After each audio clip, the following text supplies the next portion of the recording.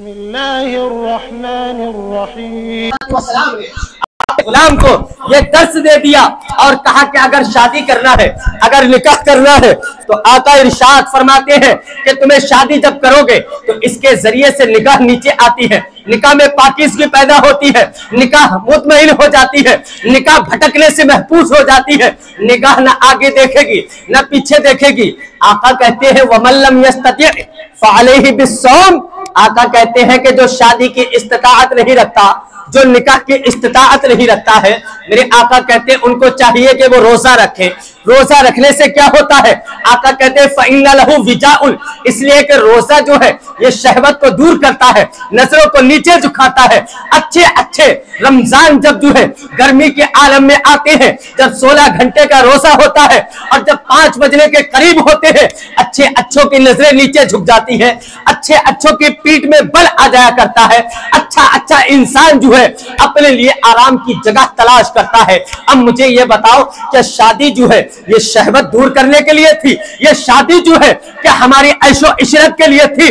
नहीं नहीं, तेरे पैगंबर तो कहते हैं कि शादी इसलिए हमने कराई है, शादी का हुक्म इसलिए दिया है कि इंसान की नजरों में पाकीज़गी पैदा हो, इंसान की नजरों में इफ्फत पैदा हो, इंसान की नजरें भटकने से महफूज हो जाए, इंसान की आंखें मुतमईन हो जाए, न ये आगे देखेगा न पीछे देखेगा। रब्बे काबा की कसम, अल्लाह के रसूल ने तो शादी के अंदर ये हिकमत पैदा की थी कि इंसान गुनाहों के दलदल से बच करके अल्लाह की रजा में शामिल हो जाए। लेकिन हमने तो शादियों को कमाई का जरिया बना लिया है, हमने तो शादियों को धंधों का जरिया बना लिया है, हमने तो शादियों को जो है शादी के नाम पर सामने वाले की बेटी क्या ले रहे हैं उसको लूटने का धंधा बना लिया है। नहीं नहीं मेरे दोस्तों, शादी जो होना चाहिए वो दीनदार देख करके होना चाहिए, शादी जो होना चाहिए वो पैगंबरे इस्लाम को राजी करने के लिए होना चाहिए, शादी जो होना चाहिए अपने दिलो दिमाग को एक जगह महफूज रखने के लिए ये शादी करना चाहिए।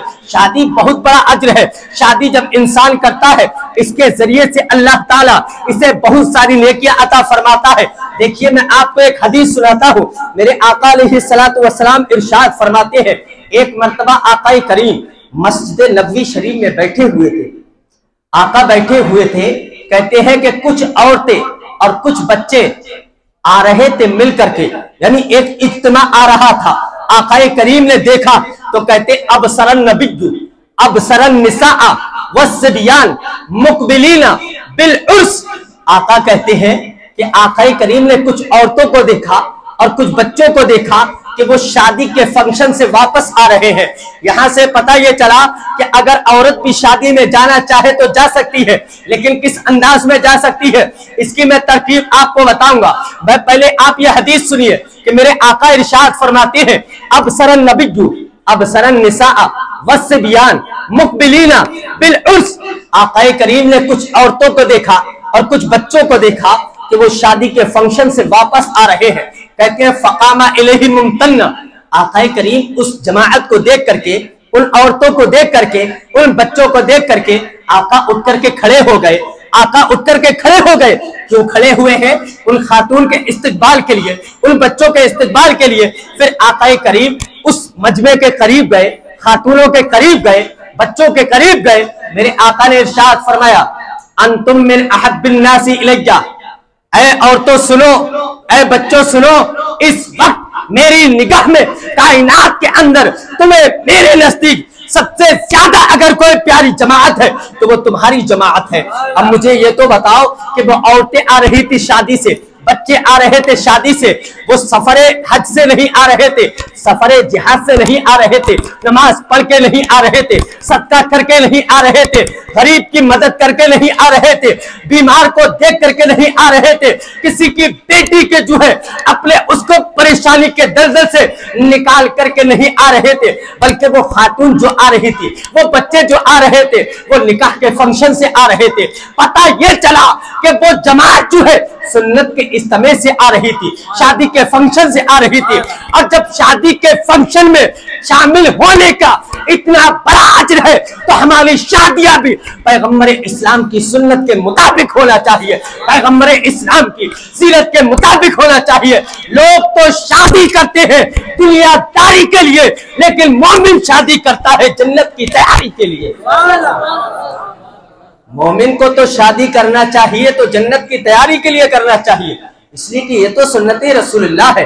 लेकिन हमारी शादियां, जिन शादियों में ढोल ताशे हो, जिन शादियों में खेल कूद हो, जिन शादियों में पटाखे हो, जिन शादियों के अंदर औरतें और मेरी माँ बहन बेटियां बेपर्दा घूम रही हो, उन शादियों में तो हमारे फुकहा की जमात ने शामिल होने की भी इजाजत नहीं दी है। लेकिन जिस शादियों में पर्दे का एहतमाम हो, जिन शादियों में जो है शरीयत की पासमानी हो, जिन शादियों के अंदर जो है दीन की मुखालफत न होती हो, वो शादियां जो है, उन शादियों में जब बंदे मोमिन या मोमिना शामिल होती है, अल्लाह ताला उन्हें जन्नत का मुफ्त अता फरमा देता है। लेकिन हमारी शादियों का हाल तो देखो, हमारी शादियों का हाल देखो। आज तो एक जैसा जैसा दौर गुजर रहा है, वैसे वैसे नई बिदअत, नई खुराफात का इजाद होता हुआ नजर आ रहा है। नई नई खुराफात निकलती हैं।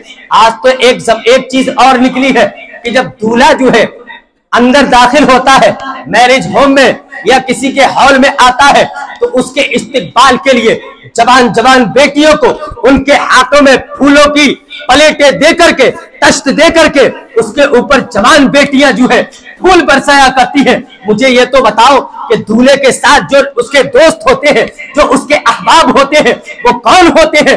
वो गैर शादीशुदा होते हैं, वो जवान होते हैं।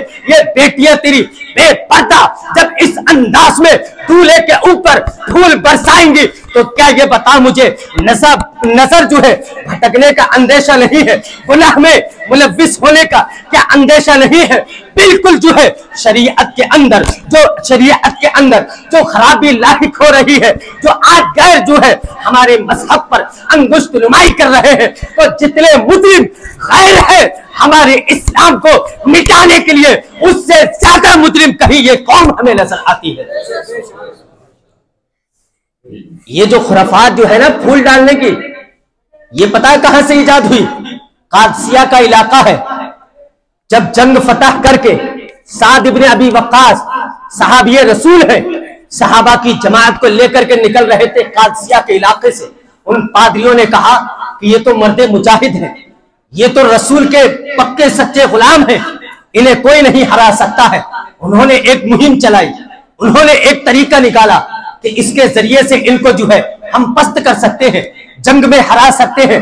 लेकिन रब्बे काबा की कसम, उन्होंने कहा अपनी बहन बेटियों को, अपनी बच्चियों को, अपनी माँ बहनों को ऊपर छतों पे खड़ा कर दिया और फूल उनके हाथ में दे दिए और कहा कि जब ये निकलेगा काफिला, इनके ऊपर फूलों को बरसाना शुरू कर देना। रब्बे काबा की कसम, उस कादसिया के इलाके से जब वो काफिला गुजरा है, साद इब्ने अबी वक्कास है, सहाबाए किराम की जमात आपके पीछे पीछे चल रही है। वो औरतों ने, वो बेटियों ने, उन बच्चियों ने जब साद इब्ने अबी वक्कास के काफिले पर ऊपर से फूल बरसाए हैं, तो उनकी तरफ देखना तो बड़ी दूर की बात, रब्बे काबा की कसम पूरी बस्ती से निकल गए, लेकिन साद इब्ने अबी वक्कास के काफिले में से एक भी फर्द ने जो है अपनी नजरों को ऊपर उठा करके उन मुखद्दरात की तरफ नहीं देखा और यह बता दिया कि जो गुलामे मोहम्मद होते हैं वो जब रास्ते में चलते हैं तो नजरें नीचे झुका करके चला कर, नजरों को नीचे झुका करके चल दिए। वो सारी औरतें नीचे आईं, वो बेटियां नीचे आईं, उन्होंने अपने बापों से, अपने भाइयों से, अपने रिश्तेदारों से कहा कि तुमने तो इनके मजहब को छीनने के लिए अपनी बहन बेटियों की इज्जत को दांव पे लगाया। हम कहते हैं कि जिनका मजहब इतना प्यारा हो कि दूसरे की बेटी को ऊपर देखना भी गवारा नहीं करते हैं, हम तुम्हारे धर्म को लात मारते हैं और इसी धर्म में हम कलमा पढ़ करके मुसलमान हो जाते हैं। ये तारीख है फूल डालने की। लेकिन मुसलमान जिसमें ज्यादा बिदअत होंगी, जिसमें ज्यादा खुराफात होंगी, उसी शादी की वाहवाही होती। नहीं मेरे दोस्तों, शादियों में तब्दीली लाओ, इनकलाब पैदा करो, वरना तो जितने मुजरिम जो है हमारी कौम के दुश्मन है, उतने ही मुजरिम ये कौम भी पाई जाएगी। आज तो हमारा हाल ये है कि सोचते हैं कि पर्दे का जो हुक्म है ना, जैसे बहुत सारे घर ऐसे भी हैं हमारी कौम में कि जिनमें पर्दे का इत्मीनान होता है। कहीं जाती है मेरी माँ बहन बेटियां पर्दों के साथ जाती हैं जरूरत के तहत, लेकिन मैं देखता हूं कि वही घर के जो पर्दे के पाबंद हैं, शादियों के माहौल में तो वो भी पर्दों को उठा दिया करते हैं। सोचते हैं कि शादी में पर्दे की जरूरत थोड़ी है, पर्दा जो है वो तो आम हालात के लिए है, पर्दा जो है गमी के लिए है, पर्दा जो है मार्केट में जाने के लिए है, पर्दा जो है मज़ारात पे जाने के लिए नहीं। मेरे दोस्तों, तारीख पढ़िए, उम्मे खल्लाद है, ये उम्मे खल्लाद है, मदीना शरीफ के करीब रहती है। इनका बेटा जब शहीद हो गया है, रूम की जंग में शहीद हुआ है, पैगंबर इस्लाम की बारगाह में आई, इन्हें पता चला कि मेरा बेटा शहीद हो गया है। रब्बे काबा की कसम, कौम मुस्लिम अपने दिल की तख्ती पर इन कलिमात को नोट करने की कोशिश करना, मेरी तकरीर को सिर्फ रस्मी सुनने की कोशिश ना किया करो, बल्कि मैं जो दिल में होती है वही बात आपसे कहने की कोशिश करता हूं। जो मेरा मजहब कहता है वही बात आपको समझाने की कोशिश क्या करता हूं। अगर आप नहीं समझोगे तो क्या मैं गैरों को समझाऊंगा, क्या अपने दुश्मनों को समझाऊंगा, क्या अपने बागियों को समझाऊंगा, क्या गुस्ताखे रसूल को समझाऊंगा। अगर ये कौम समझ गई तो रब्बे काबा की कसम, जब कतरा संभलता है तो समंदर भी संभलता है, जब बाप संभलता है तो बेटा भी संभलता है, जब दादा संभलता है तो दादे का बेटा भी संभलता है, और इसी तरीके से मुआशरे के अंदर इनकलाब पैदा हो जाता है। वो खातून आई है मेरे आका की बारगाह में, कहती है या रसूलल्लाह, मैंने सुना है कि मेरा बेटा शहीद हो गया। पर्दा लगा हुआ है, हिजाब लगा हुआ है, चेहरा ढका हुआ है। एक सहाबी रसूल खड़े हुए कि खातून, ऐ बूढ़ी माँ, बेटे जब मर जाते हैं तो अच्छों के पर्दे खत्म हो जाते हैं, बेटे जब मरते हैं तो पर्दे तो हटी जाते हैं। उस खातून ने ये तारीखी जुमला इरशाद फरमाया था, उसने कहा था, इन उर्जा इब्नी वलन युर्जा लिहयाई, ऐ सहाबी सुन, मेरा बेटा शहीद हुआ है, मेरा पर्दा शहीद नहीं हुआ है। बेटा अगर गया तो जाने दो, लेकिन पर्दे का हुक्म मेरे आका ने अता फरमाया है, तो इस पर्दे से सौदा मैं कभी नहीं कर सकती हूँ। उस खातून ने यह दर्श दे दिया। अब बताओ, ऐसा बेटा शहीद हुआ जंग में, रूम के अंदर, देखने को भी नहीं मिला। औरत तो सिर्फ नाजुक होती है, कम अक्ल हुआ करती है, औरत तो जरा सी देर में अपने होश गवा बैठती है। लेकिन कसम खुदा की, जिस खातून ने अपनी सीरत को जो है फातिमा की सीरत में ढाला हो, आयशा की सीरत में ढाला हो, खदीजा की सीरत में ढाला हो, वो खातून अगर बेटा चला जाए तब भी सब्र, बाप गया तब भी सब्र, शादी हो तब भी सब्र, और पर्दे का इत्मीनान दुनिया के हर मोड़ पे करके ये बता देती है कि जब फातिमा ज़हरा की बेटी ने सैयदा ज़ैनब ने मैदान करबला में 71 लाशों को कुर्बान करके पर्दे को नहीं छोड़ा है, तो हम भी कनीज़े ज़ैनब पर्दे को छोड़ नहीं सकती है। ये इत्मीनान होना चाहिए, शादियों के अंदर होना चाहिए नहीं, बताओ, चाहे करो या ना करो, होना चाहिए नहीं। ये शादियों के अंदर जब तक ये खुराफात दूर नहीं होंगी ना, तो हमारे माशरे से ये फहाशी ये दूर नहीं हो सकती। इसलिए कि शादी जो है ये फहाशी को दूर करती है, अय्याशी को दूर करती है, ये तो मुस्तफा की सीरत को अपनाने का हुक्म देती है। और देखो, इसी शादी को मेरे आका ने जन्नत की तैयारी बना दिया है। लोग तो शादी करते हैं ना कि लोगों में दिखाने के लिए कि मैंने इतना एहतमाम किया शादी में। लोग तो कहते हैं कि हमने ऐसे ऐसे हॉल बुक करे, लेकिन कसम खुदा की इसी शादी को मेरे पैगंबर ने जन्नत का रास्ता बना दिया। आका कहते हैं कि जब मियाँ बीवी की शादी होती है और आका इरशाद फरमाते उसके बाद क्या कौन सी मंजिल आती है, बच्चे के विलादत की मंजिल आती है। आका कहते हैं कि जब बच्चे की विलादत के वक्त में जो खातून को, जो माँ को जो दर्द होता है ना, आका कहते हैं ला तदरिल खलाइक मालहा मिनल अज्र।